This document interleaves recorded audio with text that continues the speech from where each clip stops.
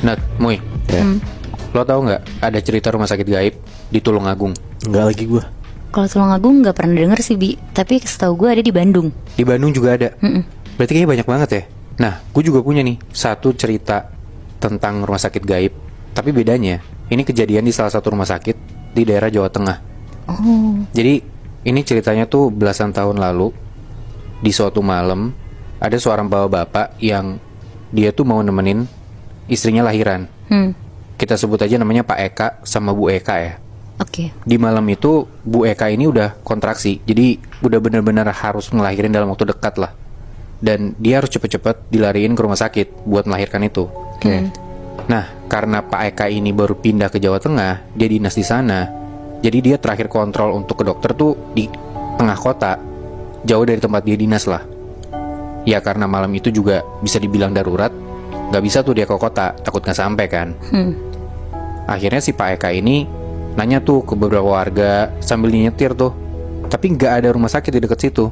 Ya ada satu rumah sakit, cuman udah nggak beroperasi rumah sakitnya di daerah tempat dia itu. Pak Eka nyetir pakai mobil sambil bawa istrinya yang udah kesakitan. Dia cari-cari warga sekitar.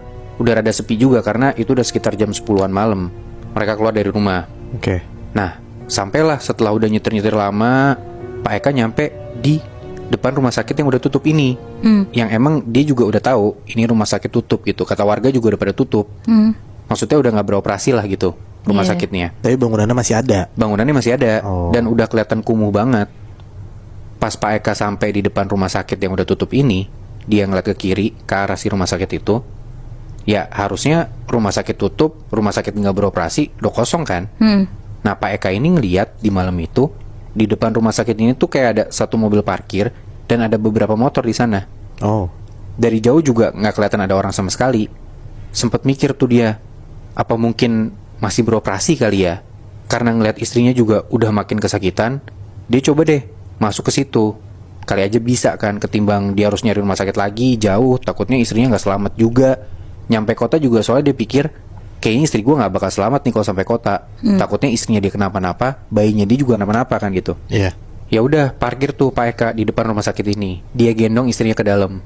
Ternyata di dalam rumah sakit itu ada beberapa tenaga kesehatan, Nat, Muy. Entah itu dokter atau bukan, Pak Eka juga nggak ngerti. Pak Eka cuma bilang di situ, istri saya mau lahiran, tolong Pak cepet. Karena udah, ya dia udah ngeliat istrinya kesakitan banget, udah ngerintih, udah bener-bener pokoknya yang penting istri gue lahiran lah, dibantu gitu. Beberapa orang di dalam situ tuh di depannya Pak Eka itu kelihatan santai aja gitu, diem, tapi gerak ngebantuin istri.